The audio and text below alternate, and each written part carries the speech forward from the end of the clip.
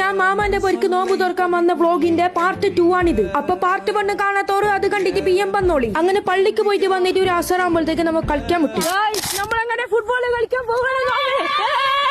ഇനി നിങ്ങൾ കാണാൻ പോകുന്നത് റൊണാൾഡോക്കും മെസ്സിക്കെല്ലാം കോച്ച് കൊടുത്ത നമ്മളെ കളിയാണ്. പിന്നെ ഇപ്പൊ നിങ്ങൾ കാണുന്നത് വേൾഡിലെ നമ്പർ 1 ഗോൾ പോസ്റ്റ് ആണ്. പിന്നെ ഇത് കണ്ടിട്ട് ISL 99+ ഗോള് കിട്ടിയിരുന്നു നമുക്ക്. എന്തിന് ആടെ പോയിട്ട് പോസ്റ്റ് അടിക്കാനേ. പിന്നെ നമുക്ക് അതിനൊന്നും സമയമില്ലാത്തോണ്ട് നമ്മ അതിലേക്ക് പോയിട്ടില്ല. നമ്മ കളിച്ചത് ഒരു 1 ടച്ച് ആണെങ്കിലും കളി ഒരു ഹറാം പെർപ്പായി.